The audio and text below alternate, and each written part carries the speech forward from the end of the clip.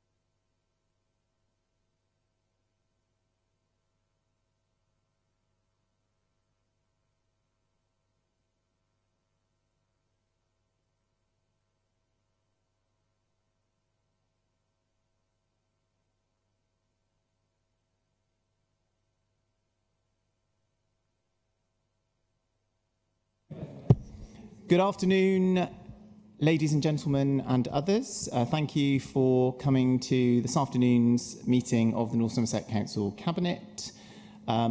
Just to remind you, as usual, this meeting is being streamed live on YouTube for the dozens, let's be optimistic, dozens of viewers who are hanging on our every word. But we do know that lots of people do view back afterwards, so please remember to only say things that you would be happy for the entire world to know about, which I'm sure is par for the course for you. Before I do anything else, can I just take the opportunity to welcome Mandy Bishop, our new Chief Executive, to her first Cabinet meeting.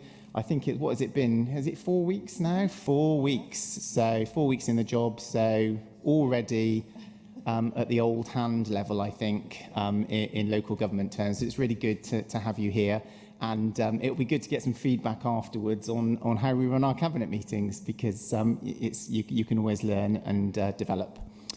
Just in case anyone doesn't know, my name's Mike Bell. I'm the leader of Council and chair the Cabinet meetings. And I will ask my Cabinet colleagues to introduce themselves for the benefit of YouTube. Mark. Thanks, Mike. I always get a bit panicked when I get that one because I always seem to forget my new title. So, Councillor Mark Canniford, Sustainable Places and Transformation. Catherine. Yes, I'm Councillor Catherine Gibbons and I'm the Cabinet Member for Children's Services, Lifelong Learning and Skills. I just remembered so many in the title, I thought I'll keep it short. And I'm Deputy Leader of the Council. Thank you. Thanks, Catherine. Hannah. Councillor Hannah Young, Lead for Highways and Transport. Annemieke. Councillor Annemieke Waite, and I'm the Cabinet Member for Planning and Environment. Thank you. Roger. Roger Whitfield, Cabinet Member for Adult Social Care. Jenna. Councillor Jenna O'Maris, Cabinet Member for Homes and Health. And James. Councillor James Clayton, Cabinet Member for Safety in the Community. Great stuff. Thank you very much. And we're not at the apologies, but just to say I have had apologies from Councillor Mike Solomon, who's also a Cabinet Member for Leisure. He's unwell today, so won't be attending the meeting. Okay, so the first formal item of business is addresses by members of the public. We've got 2 requests that have come in, so I'm going to invite Paul Gardner to speak first, please. So over to you, Paul. Yeah, hi, thanks Mike and everyone. Good afternoon. Paul Gardner, so I'm the chair of Portishead Town Council. I just wanted to talk to you about the local devolution item on the agenda, both on behalf of North Somerset towns and parishes, and Portishead in particular, the one exception being Clevedon, who have recently not been part of our joint discussions. So I guess we're all aware of the increasingly difficult financial position facing North Somerset and a sterling job done by officers looking after our parks and community assets. But obviously with less and less money, they can only be reactive, and unfortunately we're in a sort of managed decline situation. The parishes are here to help. I think Portishead alone could probably reduce North Somerset's ongoing costs by a six-figure sum every year. And if you put all the towns and parishes together, they could probably reduce your operational costs by a seven-figure sum per year. Now, we can't solve all North Somerset's financial problems, but we can help. So Weston, Knowlesy, Gatton, Portishead and all the other small parishes represented by ALCA have produced a joint set of local devolution principles, which obviously pertain to the transfer of assets and buildings from North Somerset to the parishes. So I just wanted to go through those very briefly. Principle 1 is that any significant asset will be transferred with its freehold as default. Secondly, we'd like to see one business case per parish, because this is just an efficient and practical way of taking on multiple assets and services, and it will get to a position where assets can be transferred on a sustainable footing for the recipient parish or town. Number 3 is all assets to be transferred at a zero or nominal cost to the parish, because we don't see any benefit to residents in one local authority making money out of another. Number 4 is that all the costs, liabilities and income streams within the curtilage of an asset, within its boundaries, will transfer to the parish. So in return, the parish would obviously take on the risks, the running costs of those assets and transferred services, which is clearly where you would see a reduction in your operational costs. And finally, the owner of an asset will pay for the maintenance of that asset. So those are our principles that we've agreed amongst all the towns and parishes, I say, except for the exception of Clevedon, which has not been involved in recent weeks. Now, returning to Portishead, just wanted to say, I'm sure, like all of you, we are very ambitious for our town and our community. We don't want more managed decline, and nor do our residents. We've just run a consultation, and 80% of the 650 respondents agreed the town council should take control of local places and services. We've already raised our precepts substantially to create the financial headroom to take on and improve our places. I should emphasise take on and improve. We are in the fortunate position where we are able to find the finance either through the precept or through business opportunities like more events and so on. We're just finishing off a tender document, so we would be in a position to take our part of the Glendale contract over from next April, and we're keen to get a win for our residents and North Somerset. So we're asking for your support to accelerate local devolution. That's why I'm sitting here today. A final thought: many people judge their councils on the condition of their local high street and their public open spaces, rightly or wrongly. And getting these right is the single biggest way to build confidence and improve trust in a council. So my plea to you is, let's take this step together and deliver a community experience for people that we can all be proud of. And thank you for your time. Thank you. Thanks very much, Paul, and thank you also for keeping your remarks perfectly to time. As you know, we're discussing the local devolution programme on the agenda later today, and I will reflect on some of your remarks later on in the agenda, but thank you for coming along. Okay, and our second speaker this afternoon is Martin Slade, so over to you, Martin. Good afternoon, and thank you for the opportunity to address Cabinet today. I have questions regarding item 7, local devolution programme policy and framework, specifically the climate change and environmental policy implications. My main concern is the impact that any devolution of land assets to town and parishes and WECA, and the tying up of land in BNG and rewilding green initiatives for many years may have on food security. As you will be aware, the issue has been raised previously with North Somerset Council numerous times, but it still has not been fully addressed with the proposed local plan consultation to date. Fragmented land will not produce the same level of yield or security as large, well-managed farmland. My understanding of the Small Holdings Allotment Act is that it's aimed to increase the availability of small plots of land for cultivation and establishing responsibilities for local authorities to provide and manage such lands. It was enacted to address the growing demand for small plots of land for cultivation, particularly in the context of industrialisation and urbanisation within the UK, which is currently increasing. The Act is aimed to promote self-sufficiency among small-scale farmers by enabling them to rent small plots for agricultural purposes. The Act aims to support individuals who wish to cultivate these small plots of land, thereby promoting agricultural practices and enhancing food security within communities. How many council smallholdings still exist to support local farming? What farmland and open space is currently being used for climate, nature and green initiatives for how long, and is a map publicly available?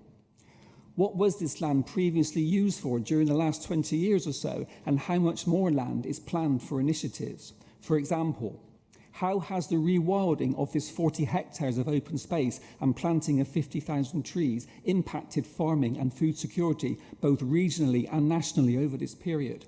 This is particularly crucial as the UK is far from being food secure at the current time. How does development of biodiversity net gain credits or other green finance initiatives benefit hungry taxpayers experiencing food price increases due to lack of local food production? I urge the Council to recognise that these assets belong to the residents and you are tasked to help feed and protect and are not the tools to be manipulated for financial gain or achieve policy initiatives. Thank you. Thank you very much. So, as usual, I will ask the relevant Cabinet members to respond to your questions in writing after the meeting, and I will comment briefly on your comments when we come to the devolution item later in the agenda. Thank you for taking the time to come along and address us this afternoon. Okay, so moving on to item 2, which is just the formal recording of apologies for absence, and the only ones we've got are from Councillor Solomon, as everyone else is present. So thank you. I'll move on to item 3, which is any declarations of disclosable pecuniary interests. Has any member got any they wish to indicate? No? Okay, thank you. Item 4 is to note and approve the minutes of the 18th of June meeting. It seems like a long time ago now. That's the benefit of summer. Can colleagues indicate their support for me to sign those off? Thank you very much. So I will do that. Item 5 is non-cabinet member addresses. I believe there are none.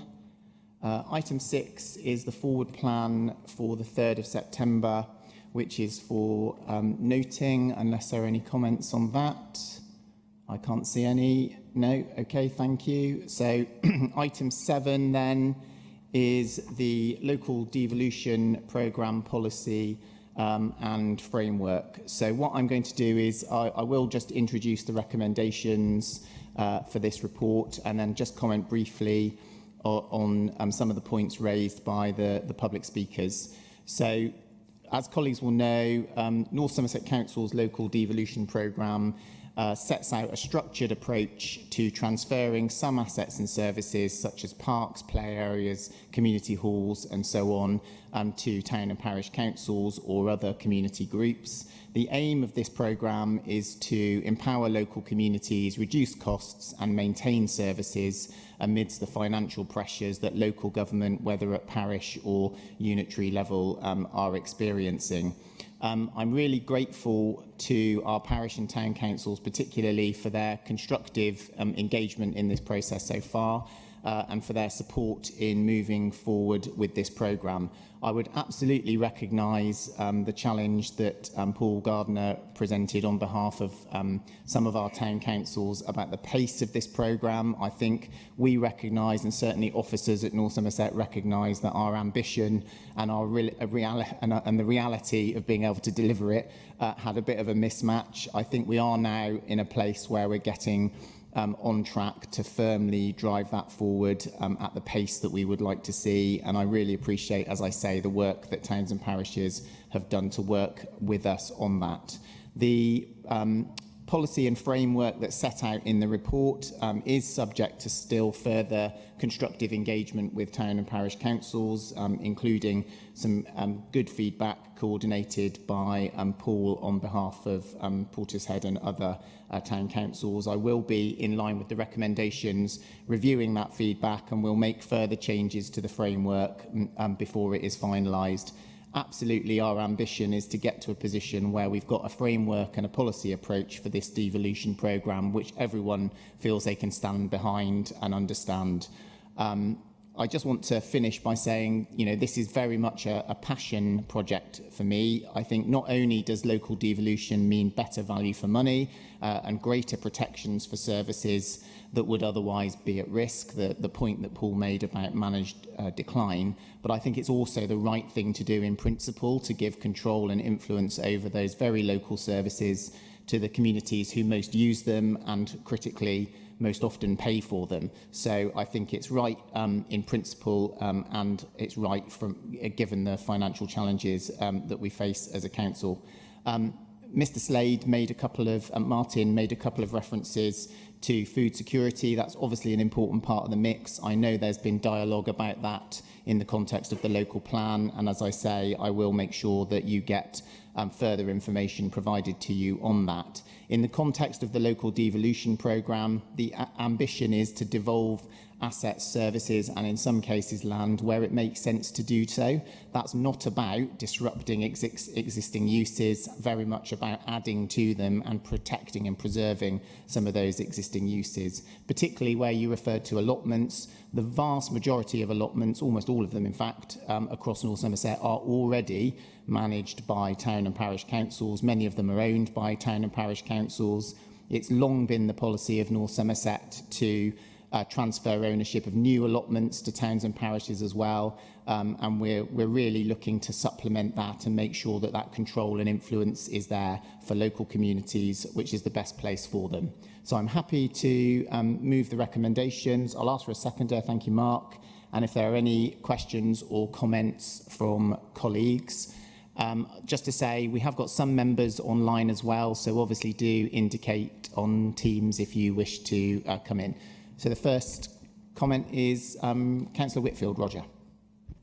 Yeah, thank you, Mike. I was just going to say that that I very much welcome this coming before Cabinet, and I've long held the feeling that if the people who manage the areas that are local should be the people that use the areas that are local. So I think if we were to start again and build a system from the ground up, that would have already happened. We would have just given these areas to the towns and parishes to deal with. So I think we're definitely moving in the right direction. I note that what we have in the papers differs somewhat from I think the last iteration that went before the town and parish councils, but that's good because it's a working document and it's still being worked on. So hopefully we will get this one across the line in the near future, because I think it's important not just to the residents of those areas but to North Somerset Council as well. Thank you. Thanks, Roger. So I've got Luke, Councillor Smith. Thank you, Leader. I just think I've got three main concerns or points of clarity on this one. And the first one is that I do think the policy background stated is rather nebulous, given how vague that element of the corporate plan is. And I do think you'd do a much better service to actually have a more beefed out strategic vision around devolution as a policy background. But moving on to it properly, the last budget indicated that council tax increase for the year 26 to 7 would be forecast at 3%. Would the administration commit to this as a target to avoid double taxation with devolution heading to our towns and parishes and their costs rising? And on that theme, to me, I can't fathom the logic of offering our car parks on commercial leases to our towns and parishes and then asking them to take on our parks maintenance, our bins and the other assets as described in the paper. To me, it just seems to be a total loss for the town and parish involved. And finally, a lot of the documentation suggested the development strategy and house building with former assets. So what safeguards exist to prevent a sellout of green spaces under this policy? Thank you. Councillor Blades, Chris. Cheers, Mike. I welcome this document in a way because it's probably, like Roger says, the first clear framework we've actually had, which has gone into the public realm, etc., which actually does lay out a framework. Everywhere I go, everywhere every councillor goes, we get told by the various constituents we've got, oh, they're cutting services again, they're doing this, why doesn't my council tax bill go down? The problem I got with devolution, purely to answer that question everywhere I go, is it's double taxation. And realistically it is. So why can't we just get our comms people to actually tell the truth and say, unfortunately, North Somerset has to cut its cloth to suit. It's handing out play areas, dustbins, etc., and whatever else we do in the future. And it's basically being put on the precepts of councils. So why can't we just man up and tell people that's exactly what's happening and explain why if need be? But because then it saves most councils having to do it everywhere they go in a pub or in a public place. Because every single time someone talks to me about council at the moment, it's they're cutting services. Why aren't they going to do something about it or cut my rates bill? And I just go, well, that's just the way it is, or I try and talk my way out of it. It'd be much easier if we just say, this is why. North Somerset have done that. They've published it. This is why we're doing it. This is why we're handing it to the councils. I mean, it's just, we've got this massive document. We could just be a bit more truthful about why we're doing it, I think, when we're hiding behind something. Just bring it out in the open. Okay, thank you. Any other comments or questions? No, I'll just quickly respond to some of those then. So, Councillor Smith,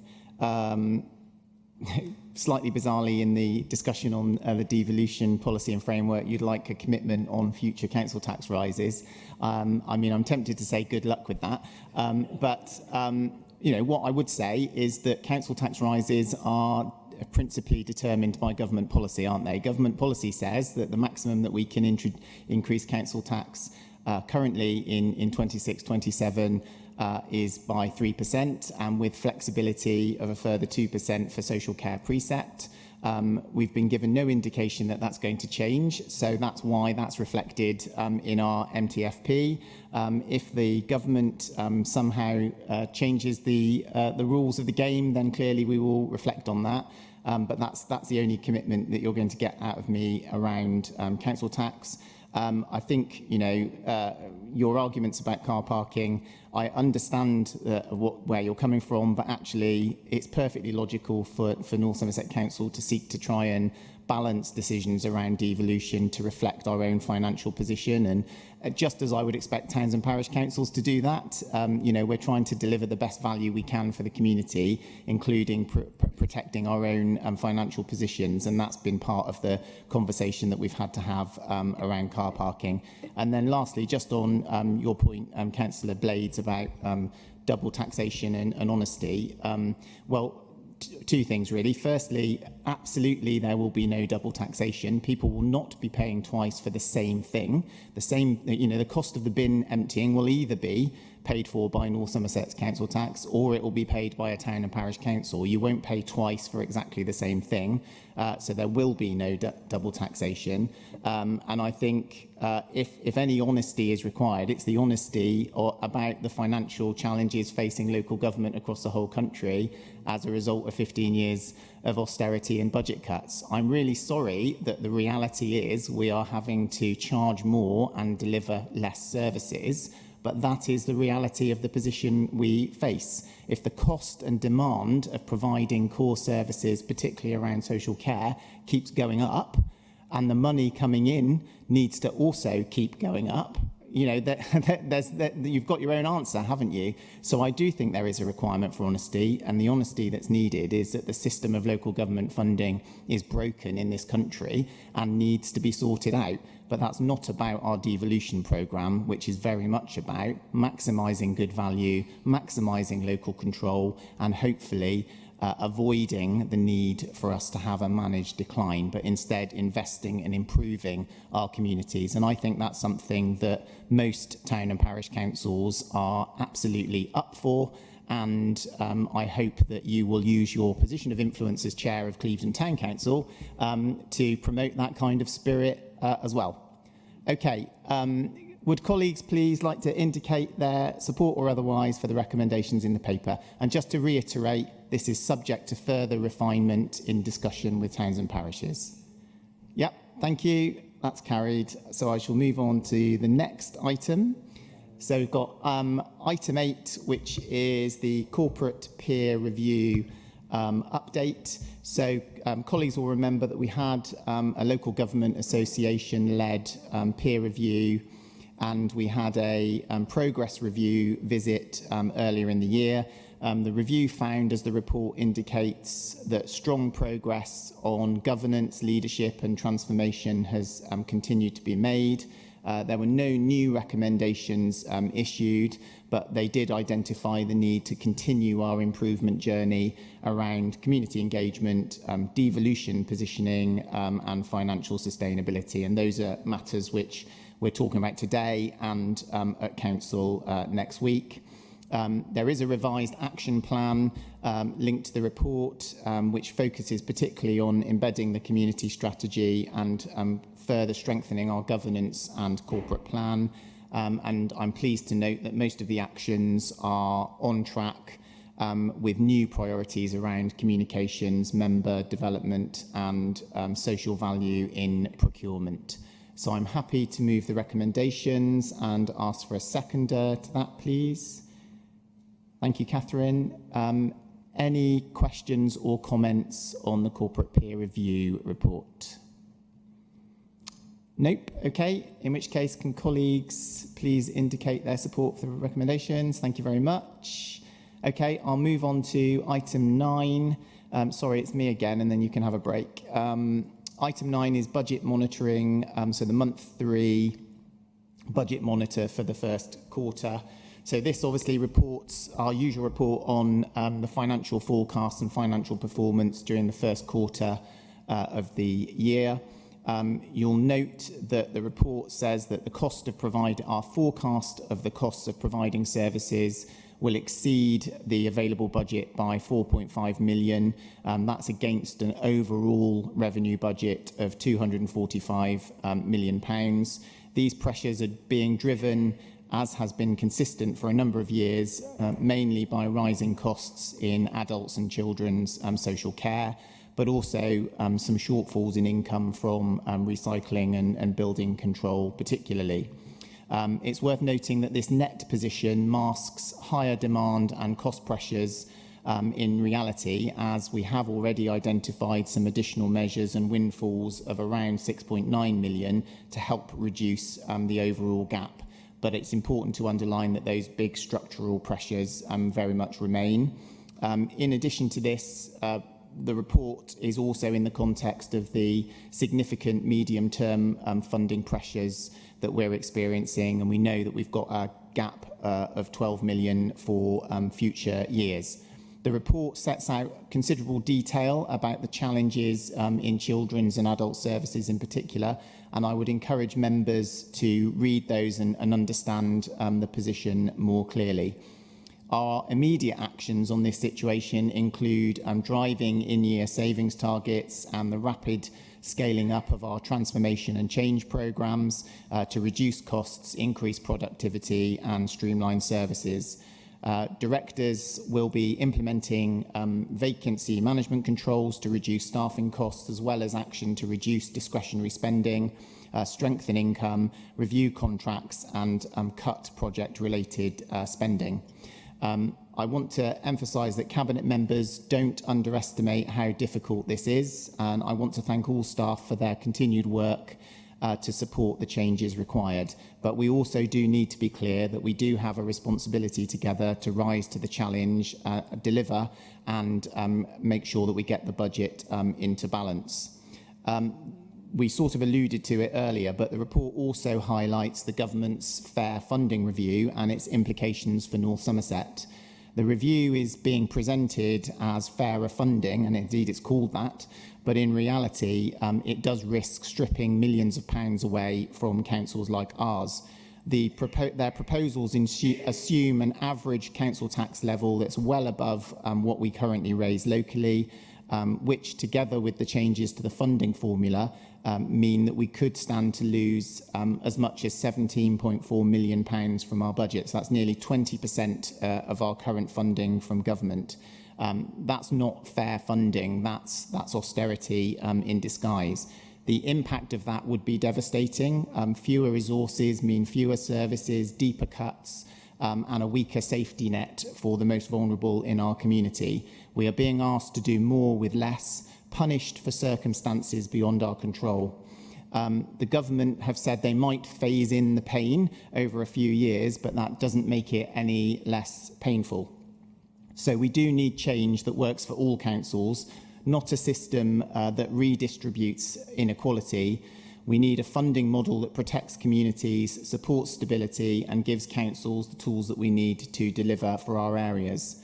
We've made our views known to government and asked our 3 local MPs to support us. Our call to action is quite clear. The government must rethink these proposals, listen to feedback from local authorities, and deliver a fair system that helps us to build strong communities rather than risking dismantling them. Okay, can I have a seconder for the recommendations? Thank you, Mark. Any questions or comments? So, Bridget, Councillor Petty.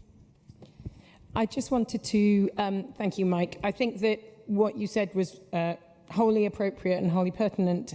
And I think that, and based on the conversations and the feedback we were having from the speakers earlier in this meeting, it is such a significant challenge that North Somerset Council is facing right now with funding.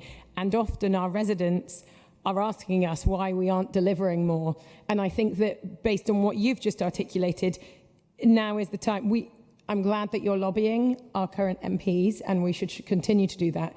But I actually think that we can also ask our residents to be writing to the MPs to ask for fairer funding and more appropriate funding at this time, because while they look to us as a local council to deliver their services, and that there are many mandatory and statutory services that we all wish to provide, without appropriate funding, we can't do a good job, and the council struggles to do that. And I think that now is the time that residents can and should be writing to their MPs to say, you can influence how much local government gets, and therefore be on our side, because we do get it in the neck when we're not providing the services, but actually we can only do so much. And it is not a choice that any of us want to make when we continue to have to see council tax rise. But the council must meet a balanced budget, and the council must do what it can with the budget it has. But I think that at this time, encouraging residents to write to their local MPs and ask for better funding for North Somerset so that we can help all of our residents. And I just felt that tied in with what you were saying. Thank you. Thanks. Thank you, Bridget. Any other questions or comments from anyone? No? Okay, I would just say, obviously, last year we did run our Fairer Funding for North Somerset campaign. We did hand in a petition that was signed by more than 1,000 local residents to ministers. As ever with these things, getting them to listen isn't quite the same thing. But I think the message from local government around the country is that the proposals at the moment don't cut it, and I think there is a real risk that the government decides to just press ahead regardless. And it's one of those classic things of rearranging the deck chairs on the Titanic rather than actually fixing the hole in the boat. So hopefully we will see the government listen. Okay, if I've got no further questions or comments on that, could colleagues indicate their support for the recommendations, please? Thank you. And I'll move on to item 10, which is the GP and pharmacy services commissioning plan. And that's over to you, Jenna. Councillor Ho-Maris. Thank you, Mike. We'll give you a little bit of time to have a break and catch your breath. So this report seeks approval to recommission for certain public health services that we have to deliver as a council under a special kind of contract, which is a provider selection regime. In this case, it's a programme to invite GPs and pharmacies in North Somerset to provide services under the Public Health Directorate. The total amount of this recommissioning would be 3.4 million, but spread over several years. The timing is three years for GPs and 5 years for pharmacies, which we can increase by 2 years for each, depending on performance. So we're looking at a programme which is about 450,000 for GPs and £150,000 for pharmacies per year. And in the last round of commissioning, which was in 2019 and 2020 respectively, we had 14 GPs and 36 pharmacies. So just as a give you an indication, it's about 50 organisations that we're working with, that we're looking at to be involved in this programme. So the good news is that the funding comes from the public health grant, which North Somerset receives from the Department of Health and Social Care every year, and this is ring-fenced, so it can only be spent on delivering public health programmes, and this is very carefully audited. North Somerset was allocated 4.3 million for this for 25-26, which is a cash increase on last year, but it's roughly even in real terms, and it does not reflect demand. The real terms value of the public health grant, so funding per person nationally, has fallen 26% compared with 10 years ago, 2015, 2016. So we've really got to be smarter and really focused around how we deploy this commissioning and procurement program. So the way it works is it's an activity-based payment. So very simply, the GP or pharmacy would be paid depending on how much they deliver. The scope of the services covers a very wide package of general and specific services, both mandated and non-mandated. And it includes, for example, supervised consumption, smoking cessation, sexual health services, and also the general NHS health checks. Some of the questions that I've asked in preparing, in supporting officers to prepare the report are, how will we know that the services are being provided the way we want? How are we making sure the social value unlocked in £3.4 million worth of the public sector contract is relevant and meaningful? Have we done an equality impact assessment and considered the mitigations required? How is this aligned with our other strategies? We have many strategies, including tackling inequality, as well as the regional level BNSSG Integrated Care Board, Healthier Together 2040 programme, and of course our health and wellbeing strategy at North Somerset. And I think the most important question is, how are we making sure that the services are actually reaching the people who need them? So in our public health grant assurance visit from the Department of Health and Social Care in July, so their review included this advice, which I think is really important to state in full. So in terms of the population's health, the narrative of North Somerset is nuanced, with areas of deprivation situated alongside areas of significant affluence, particularly outside of the cluster of deprivation in Weston-super-Mare, and that encourages a focus on expanding healthy lifespan. Early intervention at the first point of contact or first diagnosis before multiple conditions develop is going to be key to supporting a healthy, productive and sustainable population to enable the authorities' ambitions for growth and prosperity. Leaning into the neighbourhood system work, utilising locally the slope index of inequality and exploring benchmarking with other similar areas of deprivation will foster shared learning and good practice. And they also commend local progress, our local progress on smoking, which is, of course, a major cause of ill health and premature mortality. In North Somerset, just to remind you, we have a 14-year life expectancy gap between people with the best and poorest outcomes. That's not good, and it puts us probably in, I don't have a number, but it puts us, we're one of the worst in the country in terms of areas for that. But the good news is that we can change outcomes with what we do. The team have included in this commissioning key performance indicators that drive activity in areas of higher need, such as by setting activity caps and performance-linked incentives requiring delivery of targeted services, or, for example, uptake. They have to report uptake by postcode. But at the same time, the availability should remain universal across the area, and this is called proportionate universalism. So, for example, my area, Pill, has the second highest deprivation rates outside parts of Weston-super-Mare, so we can set appropriate incentives and targets for the relevant GPs and pharmacies. And just a final comment, beyond KPIs and the commissioning work, I think there is an aspect of contract management which is about supporting GPs and pharmacies to better understand their patches and to be much more proactive about how they deliver the work, especially with this new NHS 10-year plan integrated neighbourhood health approach. And I know officers are active doing this already. I will ask for progress to come back to myself and other members, and I encourage all of us to be very nosy about how it's going. So lastly, I thank the team, Paul Okudiji and Kate Blakely, as well as Sam Hayward for their work in engaging stakeholders, and also the Health Overview Scrutiny Committee, chaired by Councillor Thornton, for reviewing and improving the work. So I move these recommendations. I'm happy to take questions.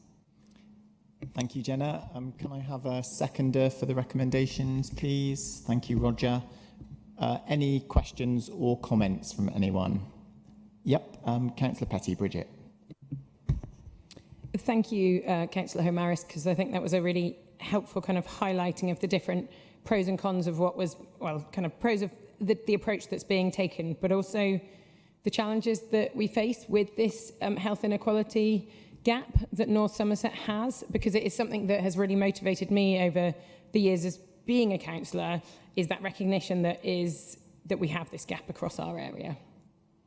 I recognise that GP practices and community pharmacies can be really well placed to provide public health services. And in Backwell, we're fortunate to have an excellent chemist and a proactive medical centre. And I thought, actually, at this time, I can really recommend that we should all be using our chemists for minor ailments because they're often quicker than a doctor's appointment. I have two concerns, In Backwell, we are seeing that the local plan, the emerging local plan, has vast numbers of new housing being put in our local area. Will our GPs really be able to deliver their core service as well as this additional public health service? As the demand increases, I do worry that all of these things on top, the core job is to have the GP appointment. So then this kind of additional services, I think it's going to be really important to have those reports and those regular updates back to the Health Scrutiny Panel. There are some areas in North Somerset that currently have a poor GP service. I believe that in Congsbury and Yatton, they have not had a sufficient GP service for many years. Congsbury surgery was shut, and Yatton has a significant number of new houses. And I hear from friends and neighbours who live that way that it is extremely difficult to access doctor's services there. So I worry that whether our GPs and chemists actually have capacity. If they're not functioning now, will those residents lose out on more services by having this lack? And I want to come back to our corporate plan, which highlights reducing health inequality and also staying well, safe and independent at home for longer. I worry about gaps, and specifically gaps in our rural areas, if the providers that we ask actually aren't able to meet the demand or aren't able to fulfill their contracts. And then that might be about recruitment, because sometimes it's easier to recruit to towns than it is to rural areas. And again, accessing our hard to reach communities who can sometimes be left behind, perhaps because they're a smaller pocket of the population. So you don't have the population density, and it can be hard to provide those services in rural areas. So while I welcome this as an opportunity and that GPs are a potential good provider, I do also have some concerns about whether it can be delivered. Thank you. Thank you. Any other questions or comments? Otherwise, I'll go to Jenna if you want anything to add to what Bridget said. Thank you, Bridget. Thanks very much for your question. And I think I worry about all those things too. I think the first, taking them in reverse order, in relation to access, current access, poor access to GPs, I think part of that is about understanding the data around how, what is the current situation for people in accessing GP services. So I think that's got to do with a conversation with the GPs about the current delivery and to really target and to shape the procurement and commissioning program as it is now, and the KPIs to make sure we target these people that we're not able to target. I think there's something also about GP capacity, which is something I would say is out of our hands, is very much something that the Integrated Care Board and the NHS, national level NHS investment needs to plan. And I think that segues into your first question, which is about, well, we have to build all this housing, and all that housing needs support services, it needs infrastructure. So how we as a local authority working together with whoever it is to make sure this is going to work for residents, current residents and the new residents who come in. And that's as far as I understand, I've asked a lot of questions about this, and I'm looking forward to working with Annemieke, Councillor Waite, on this in terms of our local plan. But there is an infrastructure delivery plan in which NHS estates is having conversations with our planning leads officers to make sure that this is all in step. But at the same time, we do recognise that nationally there is a limitation on the amount of investment that we can get. So we're trying to do as much as we can, be very clear about the need, and to make sure that we're actually planning something that's going to work. Thank you. Okay, thank you very much. Thanks, Jenna. We'll move to the vote then. So would colleagues like to indicate their support for the recommendations, please? Thank you very much. Okay, so we'll move on to item 11, which is the appropriation. That's not easy to say. Appropriation policy. Mark, Councillor Caniford. No, not that easy, and I'll keep it fairly brief because it is quite a dry policy, but a very important one. I think we've all experienced the difficulties caused by not having a policy regarding appropriation for the change of use of land that we've acquired, and then found that we don't need it for that purpose, but for another that the council of a service that they statutorily have to provide. The law's been in place since 72, and we in North Somerset have only used it twice, but it has been a complicated process simply because we've had no policy. It has to be on our land. We have to be in a position where we no longer need that land for the purpose that it was originally taken, and it must be, the new purpose must be within the statute of the authority, so something the authority has to provide through statute. This policy does provide protections. I mean, first of all, councillors have made it very clear of their concerns around protections. First of all, the council must advertise very clearly any change of land use through this policy, but it also must address all representations that are made to the council around that advertising. So we could do nothing, but this simply doesn't help any of us in terms of having a clear policy on how to deal with appropriation and how to deal with the change of use of lands that we need. And it has had support from scrutiny. They were generally supportive of the policy, but they were very clear about the fact it needs good public consultation. And I can assure you that that is the intention of this policy. It will just simply strengthen the decision-making process going forward, which I think is good, and it will also allow councillors as well as officers to understand a really good, clear policy where currently it is a bit murky. Thank you. I look for your support. Thank you, Mark. Can I have a seconder, please, for the recommendations? Thank you. Anamika, any questions or comments? So I've got Councillor Bridger, Steve. Thank you, Mike. Yeah, as Mark, thanks for this. As you said, it's a complex legal area. I think it's probably better to have the policy than not have the policy. I think, you know, one of the recommendations from scrutiny, which you alluded to, was that the document be seen through the lens of residents to bring further clarity. It does. I'm not sure if it does 100%. I think, you know, obviously the reality is a change of use of a council land asset will be contested, won't it? Irrespective of having a policy or not. That's the reality. It's a difficult balance, often between sort of competing needs. I think it is confusing to residents. This, you know, whether the council is the holder of a land asset versus the separation there needs to be between the council, in our case, as the local planning authority. That can bring confusion to residents. And again, as you mentioned in the past, we've found it quite challenging, and the whole sequencing around appropriation and planning applications, I think, is still tricky. I think the policy seems to sort of hedge our bets a little bit. There seems to someone to cover all the bases. So as I say, I mean, I broadly welcome having the policy, but it does bring some clarity, but it's not going to take away the challenges, is it? Thank you. Thanks, Steve. Luke, Councillor Smith.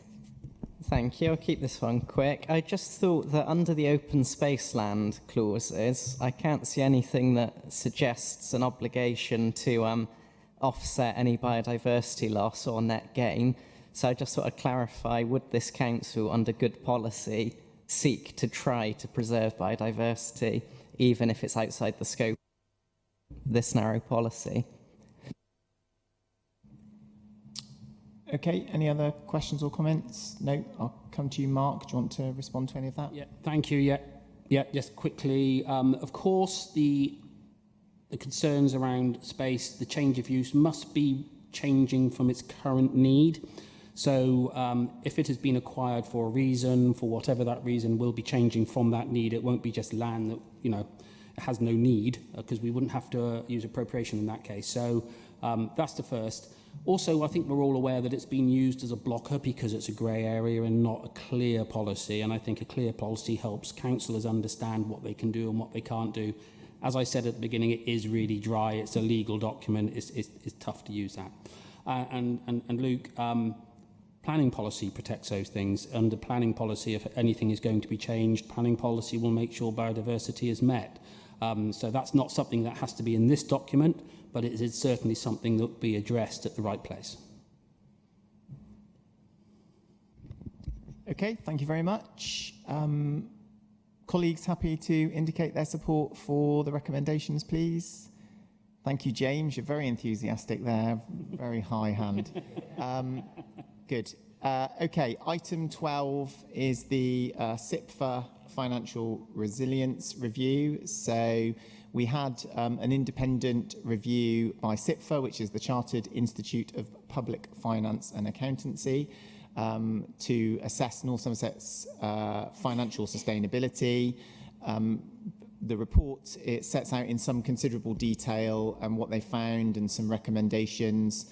It was a very useful document which is absolutely going to inform our financial planning, action plans and transformation work. They found that whilst the short-term resilience is strong, our long-term sustainability depends on delivering some of that large-scale transformation, rebuilding of reserves and integrated planning that we know we've talked about so much. Some of the key risks that have been identified include our relatively low risk reserves, which we've obviously had to lean into over the last few years. The pressures from rising demand in social care, which we've already talked about in the budget, and also around the capital programme and challenges around delivery there.